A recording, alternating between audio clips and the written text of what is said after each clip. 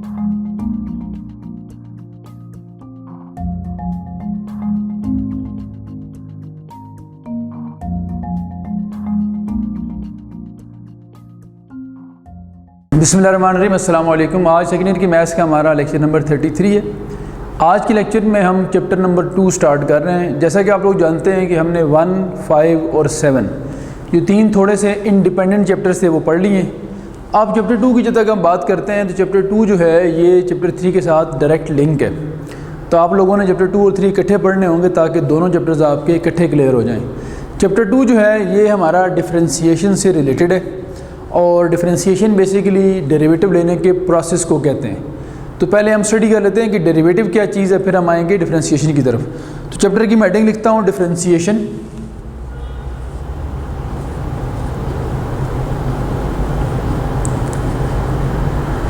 और ये हमारा है चैप्टर नंबर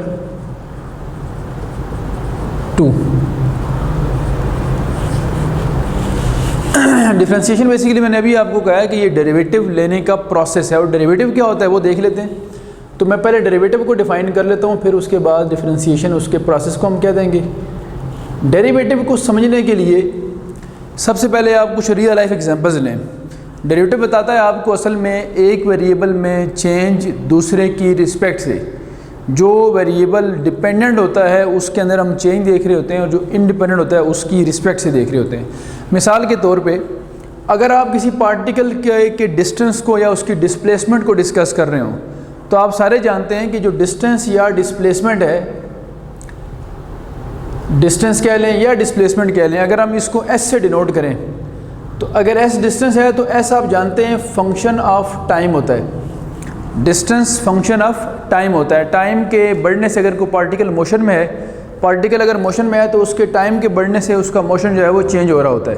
तो अगर आप ये कहते हैं कि हम डिस्प्लेसमेंट का चेंज देखना चाह रहे हैं टाइम की रिस्पेक्ट से, तो ये अगर हम इसको ऑब्जर्व करें तो हम क्या कहेंगे, हम इसको कहेंगे D S by D T. D S का मतलब है चेंज इन डिस्टेंस या डिस्प्लेसमेंट, और नीचे जो डी टी लिखा है उसका मतलब है with respect to change in time. तो आप अगर इसको लिखें तो यूँ कह सकते हैं कि rate of change of S with respect to T, यानी एस का चेंज टाइम की रिस्पेक्ट से। और आप सारे जानते हैं कि rate of change of displacement with respect to time अगर हम बात करें तो ये शो करता है वेलोसिटी को। तो जो फिज़िक्स में आप लोग वेलोसिटी पढ़ते होते हैं, वो वेलोसिटी असल में क्या है, वो कोई नई चीज़ नहीं है। वो जो टाइम होता है, टाइम की रिस्पेक्ट से जो डिस्प्लेसमेंट है उसका रेट ऑफ चेंज होता है। यानी हम यूँ कह सकते हैं कि velocity is the derivative of displacement with respect to time. इसी तरह अगर हम बात करते हैं कि वेलोसिटी अब आपके साथ चुकी है, अब अगर मैं ये करता हूँ कि वेलोसिटी का चेंज देखना चाहता हूँ डी वी, और टाइम की रिस्पेक्ट से देखना चाहता हूँ, डी यहाँ पे चेंज को शो कर रहे हैं, तो डी वी का मतलब है change in velocity over D T का मतलब है with respect to change in time. अब आम तौर पे फिज़िक्स में रेट को हम ले रहे होते हैं टाइम की रिस्पेक्ट से चेंज। तो सिर्फ ये कहना कि rate of change of velocity, इसका ये मतलब होगा कि टाइम वेलोसिटी का चेंज टाइम की रिस्पेक्ट से। तो D V by D T का मतलब होगा rate of change of velocity with respect to time. और आप जानते हैं कि अगर वेलोसिटी का रेट ऑफ चेंज निकाला जाए, यानी rate of change of velocity with respect to time निकाला जाए, तो ये आपके पास एक्सेलरेशन के इक्वल आता है। तो इसका मतलब है कि जो एक्सेलरेशन होती है वो डेरिवेटिव है। डी फॉर का डी का मतलब क्या होगा, चेंज, या इसको डेरिवेटिव कहेंगे। तो वेलोसिटी का डेरिवेटिव टाइम की रिस्पेक्ट से निकालें तो एक्सेलरेशन बनती है, और डिस्प्लेसमेंट का डेरिवेटिव टाइम की रिस्पेक्ट से निकालें तो वेलोसिटी बनती है। सो इन दो एग्जांपल्स के बाद हम ये कंक्लूड कर रहे हैं कि डेरिवेटिव कोई नई चीज़ नहीं है। डेरिवेटिव क्या है, रेट ऑफ चेंज बताता है एक वेरिएबल का दूसरे की रिस्पेक्ट से। जिसका चेंज आप देख रहे होते हैं वो डिपेंडेंट वेरिएबल होता है, और जिसकी रिस्पेक्ट से देख रहे होते हैं वो इंडिपेंडेंट होता है। जैसे आपने बात की थी डिस्टेंस की और टाइम की, तो टाइम के बारे में आप जानते हैं कि टाइम इंडिपेंडेंट क्वांटिटी है और डिस्टेंस जो है वो टाइम डिपेंडेंट है, टाइम पे डिपेंडेंट है। तो इसका मतलब ये अगर डिपेंडेंट है तो इसका डेरिवेटिव होगा, ये अगर इंडिपेंडेंट है तो इसकी रिस्पेक्ट से। अच्छा, अब जब हम रेट ऑफ चेंज की बात करते हैं तो वो किसी भी स्केल पे हो सकता है। एवरेज रेट ऑफ चेंज भी हो सकता है, किसी बड़े स्केल पे, किसी छोटे स्केल पे, सब पे हो सकता है। यहाँ जो हम डेरिवेटिव की बात करते हैं, डेरिवेटिव हमेशा आपको इंस्टेंटेनियस रेट ऑफ चेंज बताता है, जो बिल्कुल स्मॉल स्केल पे होता है। तो अब मैं इसको यूँ डिफाइन करता हूँ, देखें, द इंस्टेंटेनियस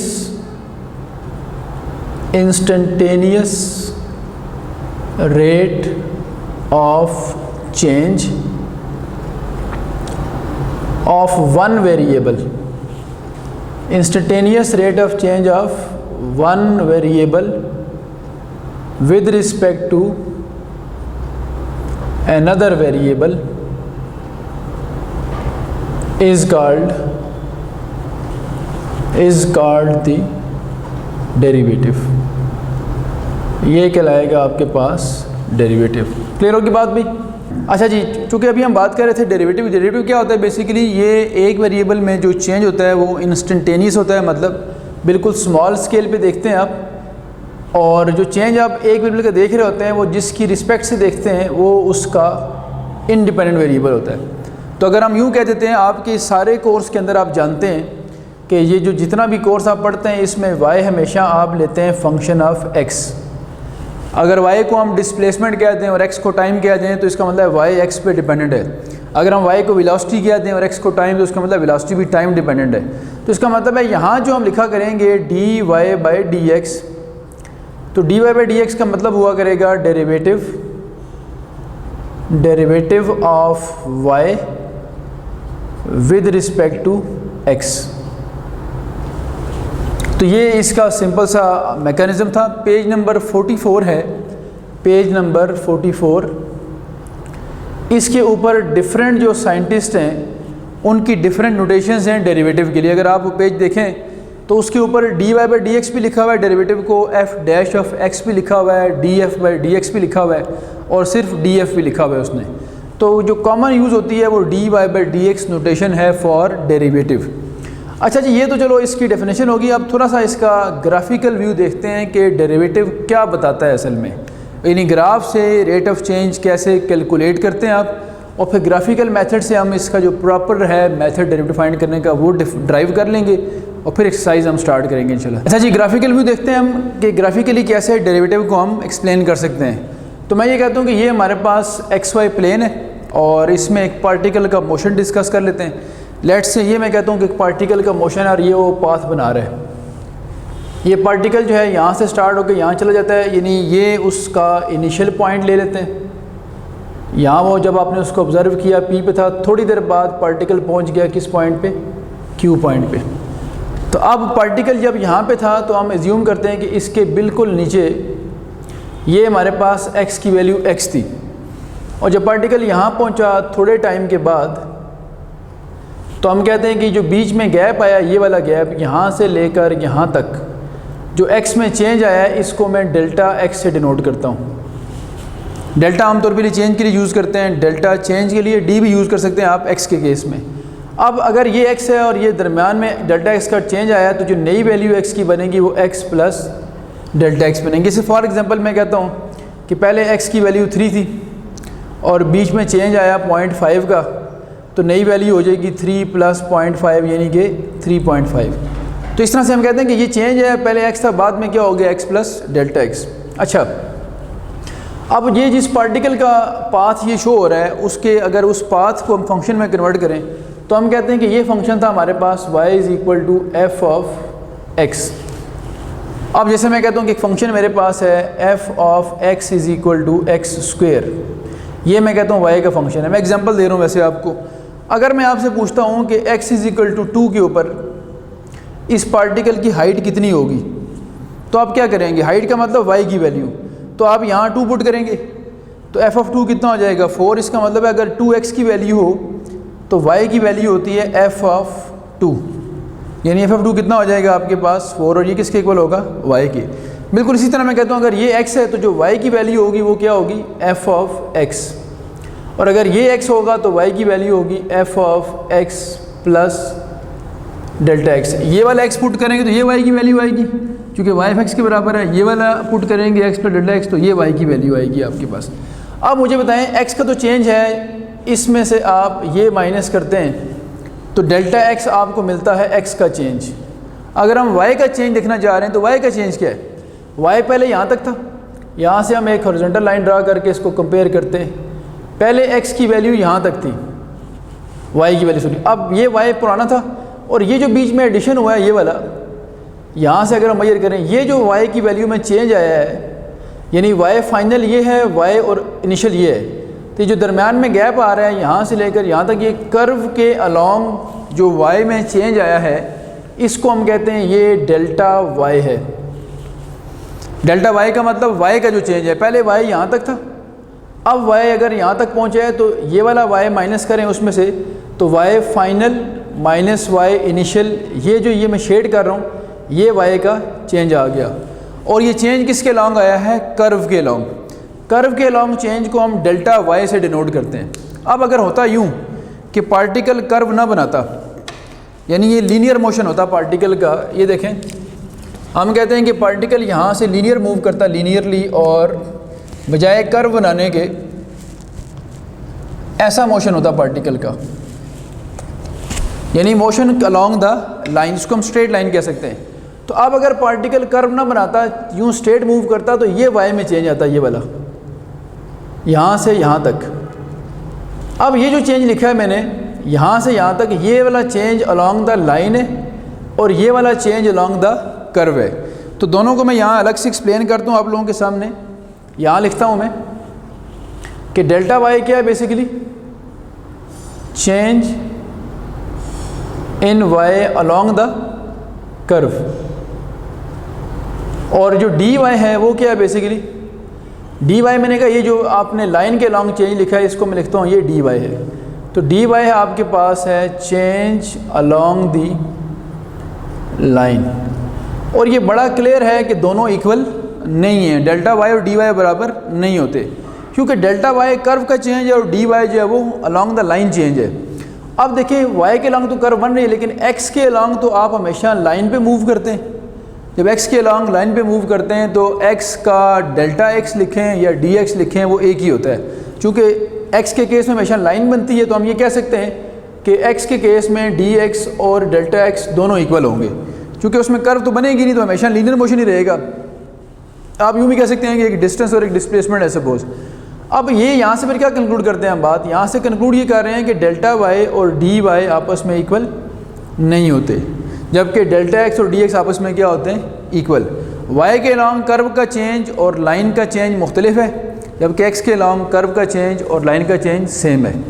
अगर ये सारी बातें आपको समझ आ गई और ये आप लिख चुके हैं, तो यहाँ पे मैं इसका लिखता हूँ फाइनल कंक्लूजन, जो इसकी ये समझ लें कि फ़ाइनल हमने जो बात करनी थी वो हम करने लगे यहाँ पे। अब तो मैं ये अरेज करता हूँ और यहाँ मैं लिखता हूँ जो इसका कंक्लूजन है। देखें, मैं अगर आपसे कहता हूँ कि मुझे बताएं वाई में चेंज कितना आया डेल्टा वाई, तो आप कह सकते हैं कि वाई फाइनल क्या था, ये लिखा हुआ F of X plus delta X, ये वाई की फ़ाइनल वैल्यू थी माइनस ये वाई की इनिशियल वैल्यू है।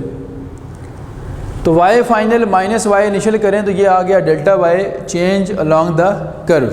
ठीक हो गया जी।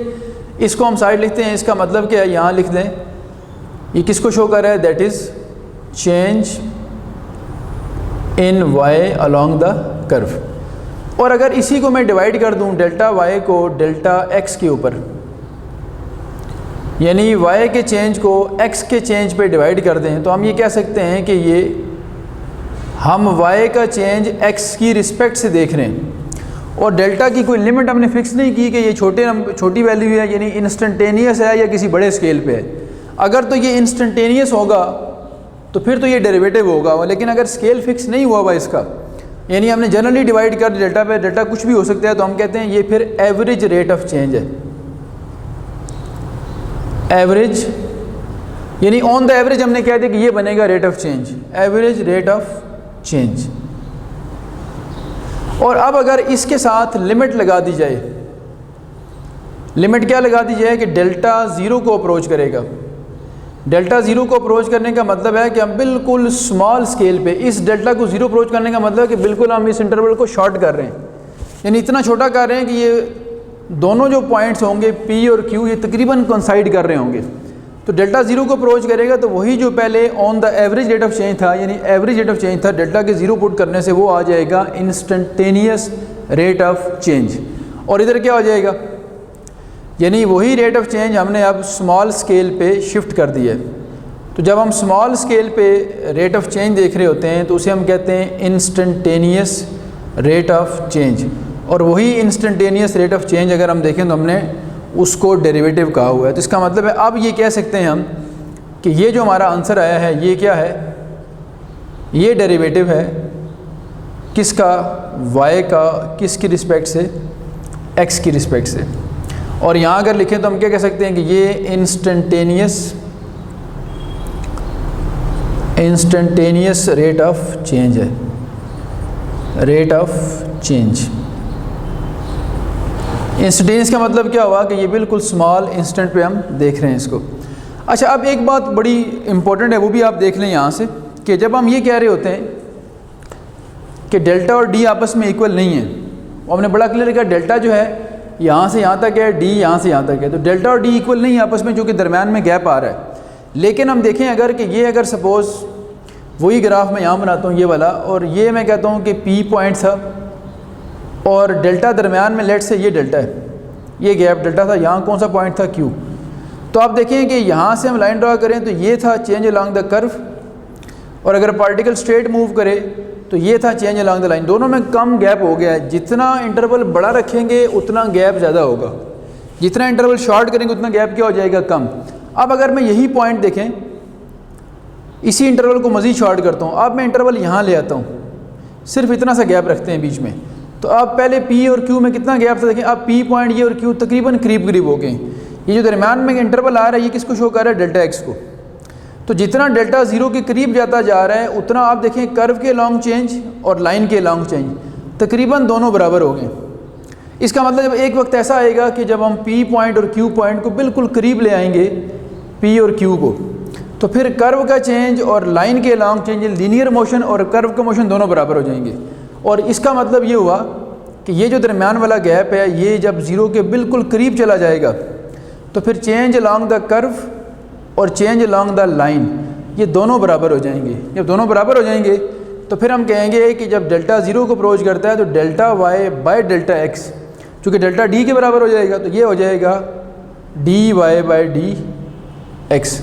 और यहाँ पहुँच के हमारा काम ख़त्म होता है। ये हमने डेरिवेटिव का जो मेथड था उसको ग्राफिकली जो है वो एक्सप्लेन किया है। तो ये कहलाता है डेरिवेटिव बाय डेफिनेशन। और डेरिवेटिव बाय डेफिनेशन की अगर हम इस सारी बात को समराइज़ करें तो 4 स्टेप्स होते हैं। वो 4 स्टेप्स कौन कौन से हैं, वो 4 स्टेप्स यहाँ मैं आपके सामने लिखता हूँ, और फिर जो भी क्वेश्चन हम करेंगे वो इन्हीं 4 स्टेप्स की बेस पे होगा। आपके जो काम की फेडरल बोर्ड के हवाले से MCQs की बातें, या आप इवन एंट्री टेस्ट की बात करते हैं तो एंट्री टेस्ट के हवाले से जो ज़रूरी बातें हैं वो मैं आपको बताता हूँ, जो चीज़ें आपको यहाँ चाहिए होंगी। उनमें से पहली बात तो ये है कि डेरिवेटिव को डिफ़ाइन करें तो ये क्या होता है, इंस्टेंटेनियस रेट ऑफ चेंज, एक वेरिएबल का दूसरे की रिस्पेक्ट से। ये आम तौर पे डिपेंडेंट का होता है इंडिपेंडेंट की रिस्पेक्ट से। दूसरी बात आपके MCQs के लिए ये है कि डेल्टा वाई और डी वाई आपस में इक्वल जनरली नहीं होते, लेकिन जब डेल्टा जो एक्स वाला है, जो दरमियान वाला गैप है, इसको ज़ीरो के करीब ले जाते हैं आप, तो जब ज़ीरो के करीब जाता है तो फिर डेल्टा वाई और D Y change along the curve और चेंज अलॉन्ग द लाइन बराबर हो जाते हैं। इसका मतलब अंडर सर्टेन कंडीशन इक्वल होता है, वैसे इक्वल नहीं होता। बट डेल्टा एक्स और डी एक्स हमेशा बराबर होते हैं, क्योंकि एक्स हमेशा लाइन पे मूव करता है, लाइन के केस में कर्व नहीं बनती, तो हमेशा हम लीनियर जो मोशन है वो डिस्प्लेसमेंट की फॉर्म में रहता है, इसलिए वो शॉर्टेस्ट ही रहता है। डेल्टा और डी दोनों का आंसर क्या आता है, सेम। तो एक्स के केस में दोनों बराबर होंगे, जबकि वाई के केस में दोनों बराबर उस वक्त होंगे जब डेल्टा एक्स ज़ीरो को अप्रोच करेगा। और फिर उसके बाद इसको हम कहते हैं ये सिर्फ चेंज इन वाई है अलॉन्ग द कर्व। ये जो होता है जो हम डेल्टा एक्स पे डिवाइड करके वाई का चेंज एक्स पे डिपेंड करवाते हैं, इसको कहते हैं एवरेज रेट ऑफ चेंज। ये आपके MCQs में आ सकता है कि वो यूँ लिख दे आपको और आपसे पूछे कि बताएं ये किसको शो कर रहा है, तो आप कहेंगे ये एवरेज रेट ऑफ चेंज है। और अगर इसके साथ लिमिट लगा दी जाए तो एवरेज को जब हम लिमिट के साथ अटैच करते हैं तो इसका मतलब है कि हम उसको स्मॉल स्केल पे ले गए, और स्मॉल स्केल का मतलब होता है इंस्टेंटेनियस रेट ऑफ चेंज। और वो हमने कहा हुआ है कि जो इंस्टेंटेनियस रेट ऑफ चेंज होता है वो क्या होता है, डेरिवेटिव। तो जब लिमिट लगाएंगे तब जाके ये बनेगा डेरिवेटिव वाई का, यानी डिपेंडेंट वेरिएबल का, चूँकि वाई डिपेंड करता है एक्स के ऊपर, तो y का डेरिवेटिव x की रिस्पेक्ट से, और delta y by delta x dy by D x बन जाता है जब लिमिट अप्लाई होती है। तो ये हमारा आज का सारा काम था। अब आप लोग जो डेरिवेटिव का टॉपिक है इसके कुछ क्वेश्चंस करने से पहले मैं इसका मेथड लिखता हूँ और फिर हम एक दो क्वेश्चंस करके आज के लेक्चर को यहाँ पे क्लोज करेंगे। अच्छा, जब हम बात करते हैं डेरिवेटिव बाय डेफिनेशन की, जो हमने डायग्रामेटिकली बात एक्सप्लेन की है, इसी बात को मैथमेटिकल फॉर्म दे रहे हैं हम। और ये जो डायग्राम से मैंने ये स्टेप्स करके एंड में यहाँ तक पहुँचाया था, ये कहलाता है डेरिवेटिव बाय डेफिनेशन। लेकिन जो कि ग्राफिकल वे तो हमने क्वेश्चन में यूज़ नहीं करना होता। तो अब हम देखते हैं कि जब हमें कहा जाता है कि डेरिवेटिव बाय डेफिनेशन फाइंड करें तो उसका मेथड क्या होता है। इसके 3 नाम बुक में लिखे हुए हैं। अगर आप देखेंगे 2.1 और 2 में वो 2 नाम यूज़ करता है। 2.1 के अंदर वो यूज़ करता है फाइंड डेरिवेटिव बाय डेफिनेशन, और फिर वो यूज़ करता होता है find derivative by first principle. तो बाय फर्स्ट प्रिंसिपल कहे या बाय डेफिनेशन कहे, एक ही मीनिंग है। फिर आगे चल के कहीं 2.5 से पहले एक दो एग्जांपल्स है जहाँ वो कहता है derivative by ab initio method करें। तो A B initio, first principle और बाय डेफिनेशन तीनों का मीनिंग क्या है, सेम है। अब होता क्या है, देखें, हमें एक फंक्शन दिया जाएगा y is equal to F of X, या जो भी फंक्शन दिया जाएगा उसको हम y की इक्वल ऐड करके उसकी डिपेंडेंस बना देंगे। फिर 4 स्टेप्स होते हैं इस मेथड के। स्टेप 1 ये होता है कि आप y में डेल्टा y ऐड करते हैं और x में डेल्टा x ऐड करते हैं। ये असल में हो क्या रहा है, हो ये रहा है कि x को हम x से ले जाते हैं x प्लस डेल्टा x पे, तो करस्पॉन्डिंग y भी x से कहाँ चलाता है, f ऑफ x की बजाय क्या हो जाता है, f of x plus delta x। तो ये जो पहला स्टेप था वो मैथमेटिकली यूँ लिखा जाता है। फिर यहाँ से जो स्टेप 2 होता है वो ये होता है कि डेल्टा y आप एक तरफ कर लेते हैं और उधर से जो y है उसको यहाँ ला के माइनस करते हैं। ये वाला y यहाँ ला के माइनस करते हैं, और y किसके इक्वल है, f ऑफ x के। तो इस y की जगह उसकी वैल्यू पुट कर देते हैं f ऑफ x। ये अगर आप देखें तो ये लिखा हुआ है। तो ये हमने कहा था y final minus y initial, तो ये वो हो गया सेकंड स्टेप। थर्ड स्टेप ये होता है कि फिर आप, चूँकि अभी अगर हम सिर्फ इसको यहाँ रोक के देखें तो ये कहलाता है चेंज इन y। जब इसको डिपेंड करवाना है x के ऊपर हम, तो दोनों तरफ हम डेल्टा x से डिवाइड कर देते हैं। जब डेल्टा x से डिवाइड कर देंगे हम, तो ये बन जाएगा हमारे पास f of x plus delta x minus f of x over delta x। पहले ये सिर्फ चेंज इन y था, जब ये x पे डेल्टा x पे डिवाइड हो गया तो ये y का चेंज हो गया x की रिस्पेक्ट से। और अब हमने चूँकि डेल्टा x को फिक्स तो नहीं किया हुआ कि कितने स्केल का है, स्मॉल स्केल पे है या लार्ज स्केल पे है, तो इसलिए हम कहते हैं कि ऑन द एवरेज बात करें, इसको कहते हैं एवरेज रेट ऑफ चेंज, जो ये लिखा था हमने। अब इसको बनाना है, जो कि हमने डेरिवेटिव, तो डेरिवेटिव होता है इंस्टेंटेनियस, यानी बिल्कुल स्मॉल स्केल के ऊपर। तो फिर आप क्या करेंगे, इसके साथ अप्लाई करेंगे limit delta x approaches to 0, तो ये बनेगा delta y by delta x।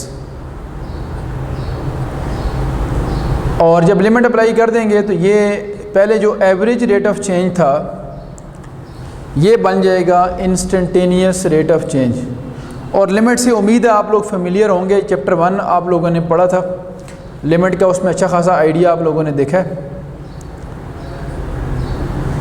तो ये आप जब लिमिट अप्लाई करेंगे तो ये बनेगा इंस्टेंटेनियस रेट ऑफ चेंज, जो मैंने यहाँ लिखा था आप लोगों के सामने।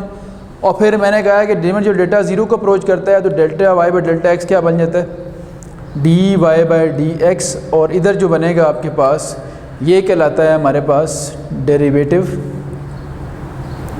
Of y with respect to x। ये रेंज, ये था हमारा टॉपिक डेरिवेटिव का। ये 4 स्टेप्स हैं, 1 2 3 4। और डेरिवेटिव को मैंने कहा कि dy बाई डी एक्स भी लिख सकते हैं, डेरिवेटिव को आप f डैश ऑफ x भी लिख सकते हैं, डेरिवेटिव को आप y1 भी लिख सकते हैं, y प्राइम भी लिख सकते हैं, कैपिटल DF भी लिख सकते हैं, कैपिटल DY भी लिख सकते हैं, dy बाई डी एक्स भी लिख सकते हैं। इस तरह की बहुत सारी नोटेशंस होंगी आपके इस चैप्टर के अंदर, जिनमें से 4 या 5 लिखी हुई हैं पेज नंबर 44 पे। तो आपके MCQs के लिए एंट्री टेस्ट के अंदर भी और फेडरल बोर्ड के अंदर भी पेज नंबर 44 पे जो डिफरेंट नोटेशन साइंटिस्ट ने दी, उसमें आयलर का नाम लिखा होगा, उसमें लाग्रांज का नाम लिखा होगा, उसमें लेबनीज़ का नाम लिखा होगा, और उसमें एक आध नेम और न्यूटन वगैरह के लिखा होगा। तो 4 साइंटिस्ट के मुख्तलिफ नोटेशन हैं। ये फेडरल बोर्ड के एमसीक्यूज़ में भी आ चुका है और आपके इंटर के एमसीक्यूज़ में ये बातें पूछी जाती हैं कि किस साइंटिस्ट की कौन सी नोटेशन है। तो ये आपने पेज नंबर 44 देख लेना है। ये मेथड आप एक्सप्लेन करने के लिए एक आध एग्जांपल लेते हैं ताकि ये बात हमें क्लियर हो जाए। और एग्जांपल पर्टिकुलरली मैं जो एक्सरसाइज 2.1 है उसके पहले क्वेश्चन से ही लेता हूँ ताकि क्वेश्चन भी कवर हो जाए और थोड़ा सा ओवरव्यू भी आप लोगों को मिल जाए कि डेरिवेटिव कैसे वर्क करता है। फिर हम इसके देखेंगे कि एमसीक्यूज़ के लिए क्या टेक्निक्स हैं और आपके फेडरल बोर्ड के वाले से क्या टेक्निक्स होती हैं उसमें। तो ये अगर आप लिख चुके हैं तो मैं इसको रेज करता हूँ और यहाँ फिर एक क्वेश्चन करके इस मेथड को एक्सप्लेन कर लेते हैं। अच्छा जी, अब हम बात करते हैं एक्सरसाइज 2.1 की और प्रॉपर मैं यहाँ से सेकेंड ईयर की जो मैथ का चैप्टर 2 है उसका स्टार्ट कर रहा हूँ। ये जो हमने थ्योरेटिकल वे पहले पढ़ा और उसके बाद हमने ये मैथमेटिकल इसके 4 स्टेप्स पढ़े, ये काम आपको देखने में शायद थोड़ा सा बोरिंग या मुश्किल लग रहा हो, लेकिन चूँकि थ्योरी मैंने पहले पढ़ा दी तो थोड़ा इसलिए आपको कंफ्यूज कर रहा होगा। आमतौर पे मेरी रूटीन ये होती है, आपने चैप्टर 1 मुझसे पढ़ा, चैप्टर 5 पढ़ा, चैप्टर 7 पढ़ा, मैं पहले आप लोगों को मैथमेटिकल वे करवाता हूँ, थ्योरेटिकल वे या एग्जांपल्स या थ्योरम्स बाद में करवाता हूँ। उसकी रीज़न क्या होती है कि एक बार आप जब मैथमेटिकल वे कर लेते हैं तो फिर उसका जो थ्योरेटिकल वे होता है वो आसान लगता है आप लोगों को। लेकिन चैप्टर 2 में हमारी मजबूरी होती है कि डिफ्रेंशिएशन पहले थ्योरेटिकल वे से आपको समझानी पड़ती है कि ये क्या है और फिर उसको अप्लाई करवाया जाता है। तो आप सब स्टूडेंट सुन लें, जो लोग ये सोच के कंफ्यूज हो रहे होंगे कि शायद ये कोई मुश्किल चीज़ शुरू हो गई है, ये बिल्कुल आसान सा चैप्टर है और बिल्कुल स्मूथ एक ही तरह का काम 2.12 में बार बार करेंगे आप, जिससे एक तो आपकी अच्छी खासी प्रैक्टिस हो जाएगी और आपको लगेगा कि ये कोई मुश्किल काम नहीं है। तो ये सारे जो स्टेप्स हैं ये देखने में मुश्किल लगते हैं, लेकिन जब ये अप्लाई होंगे तो ये बिल्कुल ईजी काम है आप लोगों के लिए। अब ये मैं उसने कहा है फाइंड बाय डेफिनेशन। पहली बात तो ये क्लियर कर लें कि आपको बाय डेफिनेशन कहा गया है, इसको बाय फर्स्ट प्रिंसिपल भी कहा जा सकता है या बाय एब इनिशियो मेथड भी कहा जा सकता है। दूसरी बात फिर उसने कहा है the derivative with respect to x, WRTO का मतलब क्या होगा, with respect to x of the following function, जिनमें से पहला पार्ट ये लिखा है मैंने। अब आपके कोर्स में जितने फंक्शन हैं वो अंडरस्टूड बात है कि वो सारे के सारे फंक्शन ऑफ एक्स वाई के बराबर हैं। तो पहले हम स्टार्ट यहाँ से करेंगे कि एज इन दिस केस जो फंक्शन है वो वाई के इक्वल रखें तो ये बनता है, जो भी फंक्शन दिया होगा एक्स का वो वाई के इक्वल होता है। ये अंडरस्टूड बात है, ये कन्वेंशन समझ लें आप। आगे चलते हैं, अगर ये बात क्लियर है तो फिर मेथड शुरू करते हैं, यानी यहाँ हम पहुँच चुके हैं, मैं तो टिक लगाता जा रहा हूँ। अब आपने पहला स्टेप ये वाला करना है, तो क्या करेंगे, वाई में ऐड करेंगे आप डेल्टा वाई और जहाँ जहाँ एक्स होगा वहाँ ऐड करेंगे डेल्टा एक्स। फिर उसी के अकॉर्डिंग चलना है, बिल्कुल उसी तरह से। ये डेल्टा वाई यहाँ लिखा हुआ है। उसके बाद अब आप देखें ये स्टेप हो चुका है, ये असल में पहला स्टेप था। सेकंड स्टेप क्या होगा, डेल्टा वाई वहीं छोड़ना है, वाई इधर ला के माइनस कर देना है। तो डेल्टा वाई इधर ही छोड़ दें, वाई यहाँ ला के माइनस करें, उसके साथ साथ ये स्क्वेयर भी खोल दें। तो ये हो गया a square plus b square plus 2ab और प्लस 1।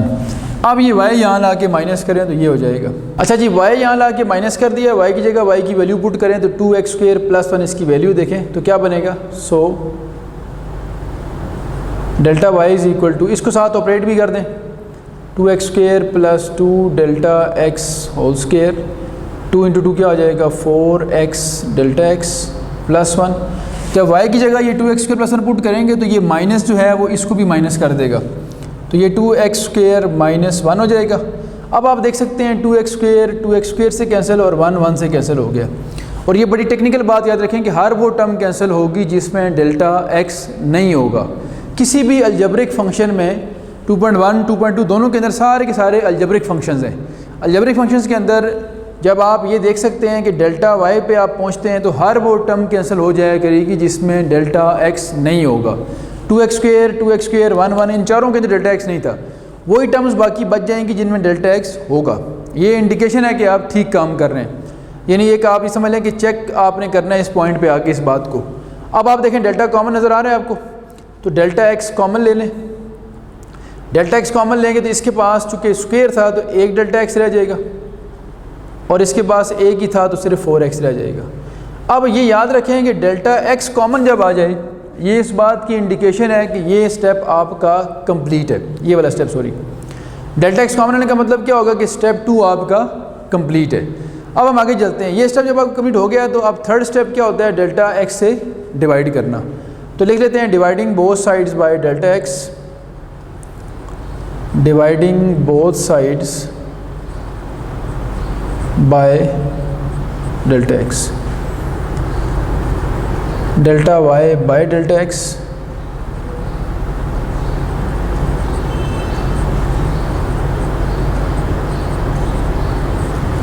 ये दोनों क्या हो गए कैंसिल। डेल्टा से डिवाइड किया आपने और डेल्टा का कैंसिल होना इस बात की गारंटी होगी कि ये वाला स्टेप भी आपका कंप्लीट है। आखिरी स्टेप है वो एक लाइन का होगा जिसमें हमने लिमिट अप्लाई करनी होती है।